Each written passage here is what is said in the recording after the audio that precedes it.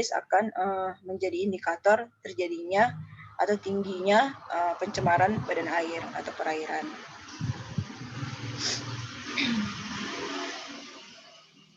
Yang ketiga ada BOD atau biochemical oxygen demand. Nah, itu merupakan banyaknya oksigen yang diperlukan oleh bakteri untuk menguraikan atau mengoksidasi bahan organik dalam 1 liter limbah selama pengeraman. Nah, jadi kalau tadi TDS tadi tinggi, kalau misalnya nilai TDS tadi tinggi, biasanya nilai BOD-nya pun akan tinggi. Nah, BOD ini menunjukkan jumlah oksigen terlarut yang dibutuhkan oleh mikroba untuk memecah atau mengoksidasi bahan-bahan pencemar yang terdapat di dalam suatu perairan. Jadi oksigen yang digunakan untuk mengurai tadi ya, untuk menguraikan bahan-bahan organik tadi di dalam badan air. Jadi kalau oksigen yang digunakan oleh mikroba untuk memecah atau menguraikan bahan-bahan organik, otomatis jumlah oksigen di dalam badan air itu akan semakin menurun. Sehingga apa? Sehingga yang bisa digunakan oleh biota air, oleh ikan-ikan, oleh tumbuh-tumbuhan itu akan semakin berkurang. Karena sudah diserap duluan oleh mikroba tadi. Jadi kayak perebutan oksigen lah jadinya. Lalu yang keempat ada COD, yaitu chemical oxygen demand, di mana COD ini merupakan banyaknya oksigen yang dibutuhkan oksidator untuk mengoksidasi bahan atau zat organik dan anorganik dalam 1 liter air limbah. Nah, nilai COD ini biasanya lebih tinggi dari nilai BOD karena bahan yang stabil atau tidak terurai dalam uji BOD itu dapat teroksidasi dalam uji COD. Jadi makin besar nilai BOD dan atau COD itu akan semakin tinggi tingkat pencemaran tadi. Sama ya. Jadi kalau misalnya COD tinggi otomatis juga sama, otomatis tingkat pencemaran perairannya pun akan semakin tinggi. Kenapa? Karena oksigen tadi digunakan untuk mengoksidasi bahan-bahan tadi, digunakan untuk mengoksidasi bahan-bahan organik dan anorganik tadi.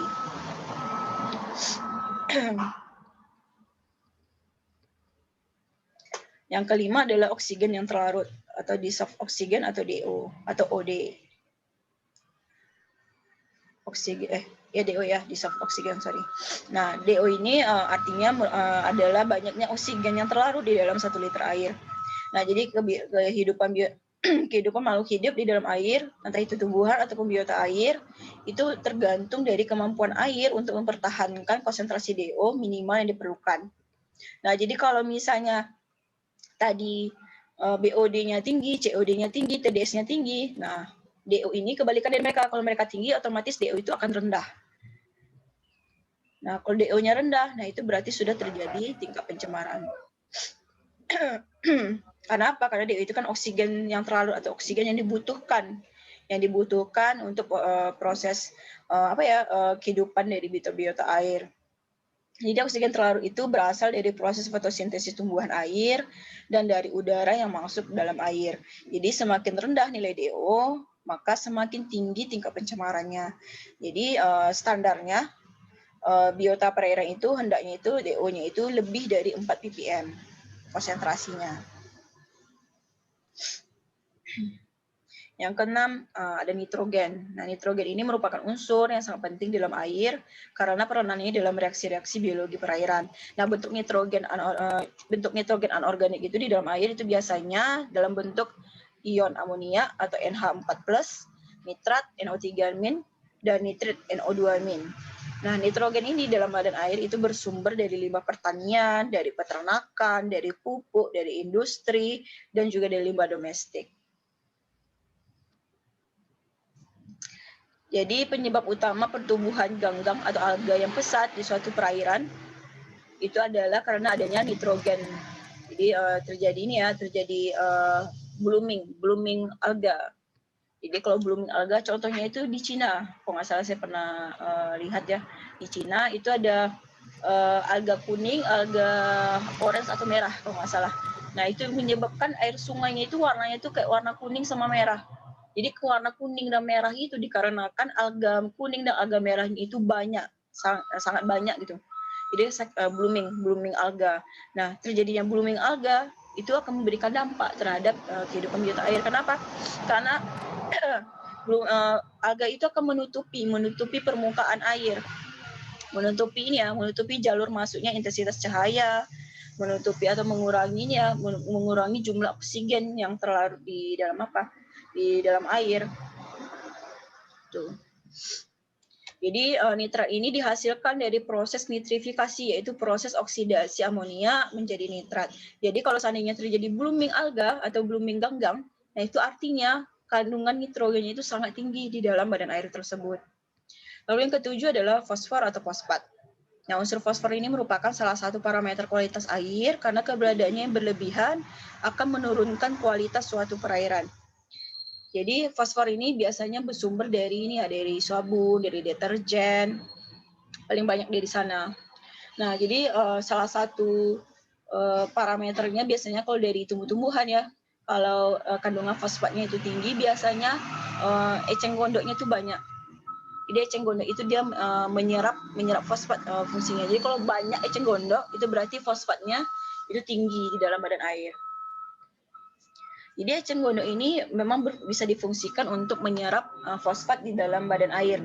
Tapi kalau jumlah dari eceng gondok di dalam suatu badan air itu jumlahnya sangat banyak, nah itu akan menjadi dampak lebih lanjut lagi. Itu akan menjadi pencemaran lebih lanjut lagi. Jadi harus ditangani.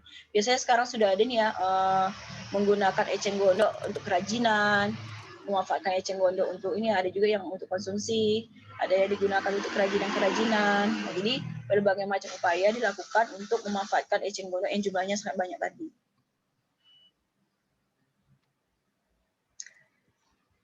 Nah, jadi selain unsur nitrogen, fosfor juga merupakan penyebab utama pertumbuhan ganggang dalam air. Nah, pertumbuhan ganggang yang besar itu membutuhkan oksigen yang lebih banyak, sehingga keperluan oksigen untuk biota perairan itu menjadi berkurang. Nah, biomasa ganggang yang telah mati itu akan menyebabkan penurunan kualitas air. Kenapa? Karena ganggangnya mati itu akan menyebabkan zat organik yang terlarut di dalam air itu akan semakin meningkat. Nah, fosfor dalam satu perairan itu bersumber dari limbah industri, limbah domestik, limbah pertanian, hancuran bahan organik, dan mineral fosfat. Nah, bahan pencemar perairan, jadi kalau pencemaran itu udah tahu lah ya, secara garis besarnya merupakan masuknya bahan yang tidak diinginkan ke dalam air, entah itu akibat dari kegiatan manusia ataupun terjadi secara alami yang mengakibatkan turunnya kualitas air tersebut sehingga tidak dapat lagi digunakan sesuai dengan peruntukannya atau sesuai dengan fungsinya. Nah, menurut sumbernya limbah sebagai bahan pencemar air itu dibedakan sebagai yang pertama limbah domestik. Jadi limbah domestik ini berasal dari limbah rumah tangga, limbah perkantoran, limbah pertokoan, limbah pasar, dan juga limbah dari pusat perdagangan. Yang kedua dari limbah industri, dari pertambangan, dan juga dari transportasi. Yang ketiga limbah dari laboratorium dan juga dari rumah sakit. Yang keempat limbah pertanian dan peternakan. Yang terakhir limbah dari pariwisata. Nah, ditinjau dari segi ketahanannya di suatu lingkungan, pencemar itu biasanya dibagi menjadi pencemar yang tidak permanen dan juga pencemar sedang, pencemar cukup permanen. Pencemar permanen itu tergantung dari lamanya bahan pencemar tersebut di dalam lingkungan. Jadi kalau yang tidak permanen itu dikarenakan keberadaannya itu stabil selama kurang dari 1 bulan. Jadi lamanya di dalam lingkungan itu kurang dari 1 bulan. Kalau pencemaran sedang itu keberadaannya itu stabil selama 1 sampai 24 bulan. Jadi 1 bulan sampai 1 tahun. Kalau yang cukup permanen itu sekitar 2 sampai 5 tahun. Sedangkan kalau yang permanen itu lebih dari 5 tahun. Nah, pencemaran air oleh erosi. Jadi pencemaran erosi itu banyak terjadi di kawasan hutan yang telah rusak dan daerah pertanian lahan kering pada kemiringan lereng lebih dari 8%. Nah, jadi kalau seandainya ada lahan yang tidak ditumbuhi dengan pepohonan-pepohonan atau hutannya sudah gundul, nah itu akan menyebabkan partikel-partikel tanah dan juga bahan organik itu akan terbawa oleh air hujan. Nah, sudah terbawa oleh air hujan, kalau dia masuk ke dalam badan air, entah itu sungai, entah itu danau, entah itu laut, nah itu akan menyebabkan terjadinya endapan, jadinya pengendapan ya, berupa lumpur atau sedimentasi. Atau bisa juga dia tersuspensi atau bahkan juga terlarut di dalam badan air yang menerima material-material erosi tadi. Nah, hal tersebut itu menyebabkan atau mengakibatkan terjadinya kekeruhan pada badan air. Jadi sedimentasi tadi, lalu juga padatan yang tersuspensi, padatan yang terlarut, itu menyebabkan terjadinya kekeruhan pada badan air.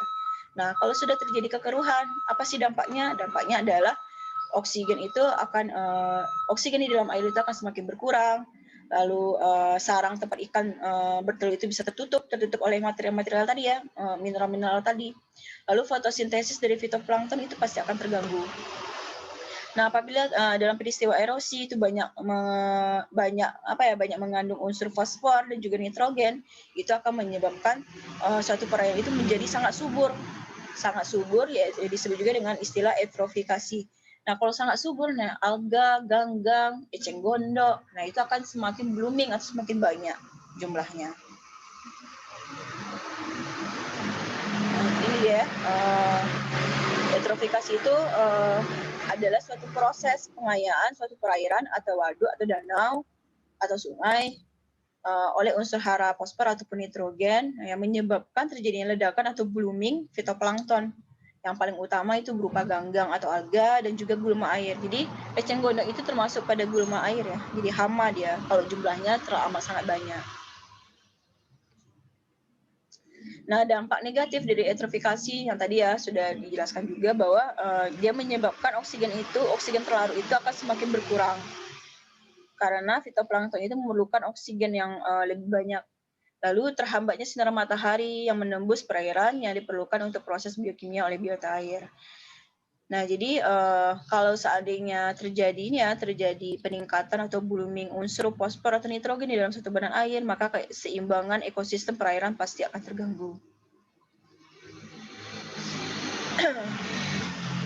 Nah, di daerah pertanian yang menggunakan pestisida, entah itu fungisida, insektisida, ataupun herbisida yang intensif atau yang secara terus-menerus, nah itu aliran permukaan dan erosi juga akan mengangkut residu pestisida tersebut ke suatu perairan. Nah, jadi pestisida yang disemprotkan ke dalam tanaman itu kan tidak semuanya diserap atau digunakan oleh tanaman. Pasti akan ada yang menempel di permukaan tanah, ada yang menempel di permukaan daun-daunannya. Nah, kalau dia hanya menempel, terkena hujan, dia akan masuk ke dalam tanah dan ke dalam air tanah. Nah, kalau dia sudah masuk ke dalam air tanah, masuk ke dalam siklus air, nah itu akan menyebabkan residu dari pestisida tadi akan masuk ke dalam badan air. Entah itu badan airnya berupa danau, waduk, ataupun sungai. Nah, pencemaran air oleh pestisida itu terutama jenis yang suka terlarut dalam air, itu sangat berbahaya bagi biota perairan dan juga manusia melalui suatu proses yang disebut dengan proses magnifikasi biologi atau biological magnification. Nah, jadi tidak bisa kita pungkiri bahwa kenapa dia berbahaya bagi manusia, karena manusia itu pasti akan mengkonsumsi tumbuh-tumbuhan, mengkonsumsi hewan-hewan, termasuk hewan air. Nah, jadi kalau sudah mengandung residu pestisida itu otomatis juga akan menyebabkan terjadinya keracunan pada tubuh manusia. Jadi konsentrasi bahan kimia di dalam jaringan suatu organisme atau di dalam biota, entah itu biota air ya, kayak ikan-ikan, nah itu akan meningkatkan adanya perubahan tingkat trofik. Jadi bahan kimia tersebut tidak akan mengalami metabolisme sehingga jumlahnya terakumulasi di dalam jaringan biota perairan itu akan semakin bertambah dan lebih tinggi daripada konsentrasi di perairan sekitarnya. Jadi namanya ikan itu kan hidupnya di dalam air. Jadi apapun yang masuk ke dalam air itu akan terserap ke dalam tubuhnya. Nah, kalau sudah terserap itu tidak bisa dikeluarkan dari tubuhnya. Yang ada adalah terakumulasi, akan terus menumpuk dan tersimpan di dalam tubuh ikan. Nah, kalau ikannya kita konsumsi, nah itu akan menyebabkan terjadinya perpindahan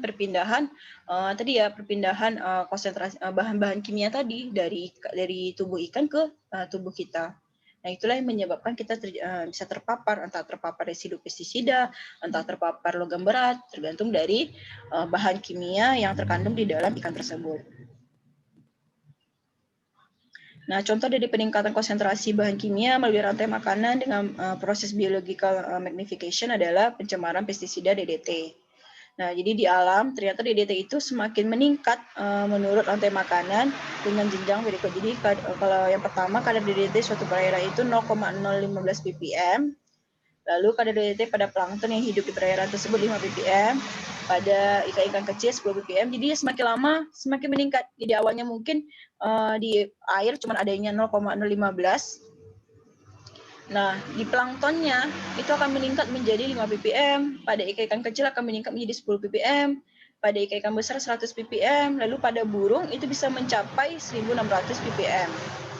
Nah, kenapa dia selalu mengalami peningkatan? Karena itu tadi, karena dia apa? Karena dia mengalami akumulasi. Jadi terakumulasi, jadi tersimpan, terserap terus, otomatis dia semakin terjadi perpindahan, bukan kayak gini ya, kayak contohnya kayak ikan-ikan kecil ini kan makan plankton itu kan bukan hanya satu biji, 2 biji, tapi banyak. Satu ikan aja ya, satu ikan kecil itu bisa makan plankton itu banyak. Nah, kalau dalam satu plankton itu mengandung 5 ppm, nah kalau dia makannya sampai 10 plankton, ibaratnya gitu ya, contoh sederhananya. Nah, berarti dia sudah berkali-kali lipat yang terakumulasi ke dalam ikan kecil. Itulah kenapa semakin tinggi tingkatan konsumsinya atau tingkatan jaring-jaring makanannya, itu akan semakin tinggi pula kandungan ataupun kadar dari bahan kimia yang terserap di dalam tubuh makhluk hidup, entah itu ikan, entah itu manusia. Ini dia pencemaran air oleh logam berat.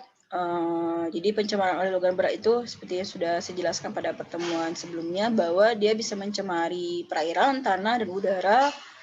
Tapi yang paling berbahaya bagi kehidupan adalah yang terjadi di perairan. Sebenarnya bukan hanya perairan ya, dalam tanah pun juga sangat berbahaya. Sama sih bahayanya di perairan, di tanah, di udara. Kalau di perairan itu ada ikan-ikan, ada kerang-kerangan, dan lain sebagainya. Kalau di tanah itu ada tumbuh-tumbuhan yang pasti kita konsumsi juga.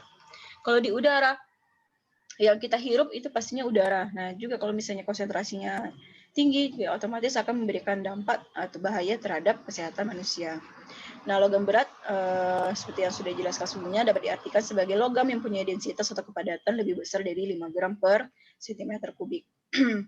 Jadi di alam itu terdapat berbagai unsur termasuk logam berat dan juga merupakan komponen pencemar. Itu contohnya itu logam berat itu adalah kadmium, ada raksa atau merkuri, ada kromium, ada timbal, ada nikel, ada cuprum atau tembaga, ada zinc atau seng, ada besi atau ferum.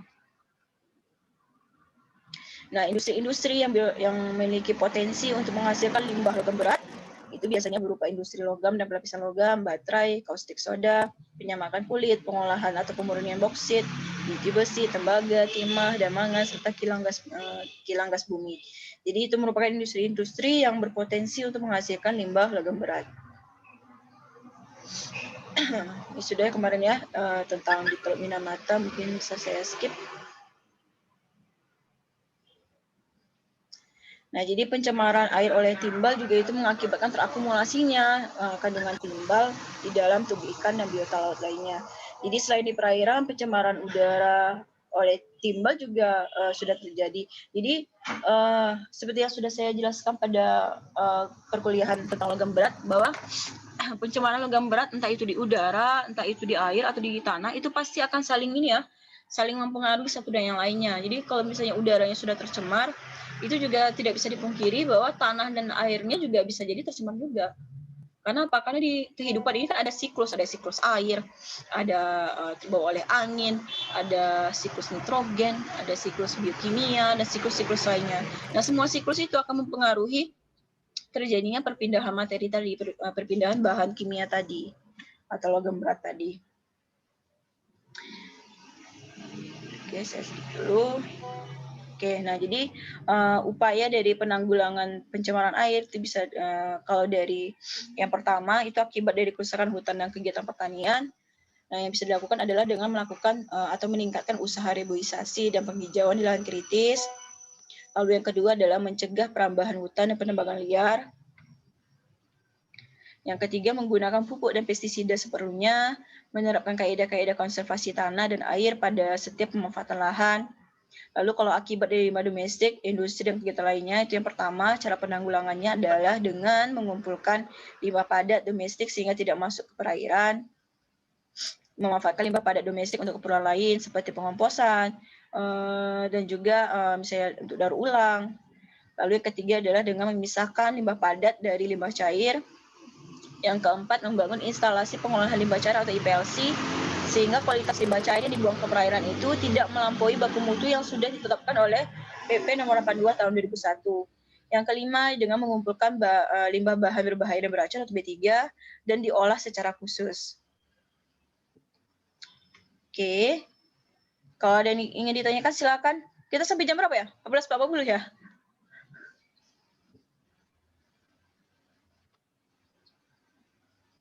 .15.30 Bu. 15.30 itu kan sama ini ya, sekalian sama prakteknya. Kita praktek nanti hari Minggu ya. Iya Bu. Hari Minggu ya Bu? Hari Sabtu, sorry. Hari Sabtu. Hari Sabtu. Nanti silakan saja dicek di LMS-nya. Nanti saya masukkan video tutorialnya.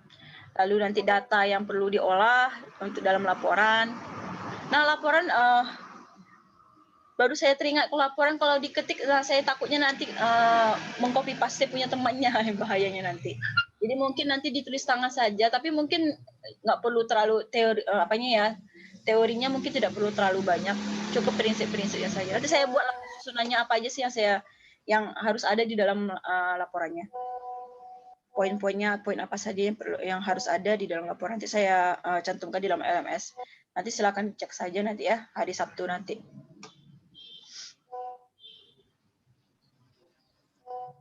Yang pH, untuk pengukuran pH sudah pernah belajar belum? pH, BOD, COD, sudah pernah ada prakteknya nggak? Belum Bu, kemarin tuh waktu semester 1 yang BOD, COD itu di mata kuliah dasar saintek, tapi itu cuman kayak sekilas-sekilas gitu Bu. Nggak dipraktekkan ya? Ibaratnya nggak ada tutorial kayak mana cara itunya ya, cara melakukannya, nggak ada? Enggak Bu. Oke. Ada yang ngambil lab link pada ngambil kan? Angkatan ini ya? Ini angkatan berapa sih? 2020 ya? Iya Bu. Iya Bu. Laboratorium lingkungan sedang ngambil sekarang kan? Belum ada Bu. Belum ada Bu. Belum ada Bu. Oke. Saya takutnya nanti tumpang tindih, maksud itu sama nanti praktikumnya. Kan jadi nggak jadi nggak hemat waktu. Oke, kalau ada yang ingin ditanyakan silakan.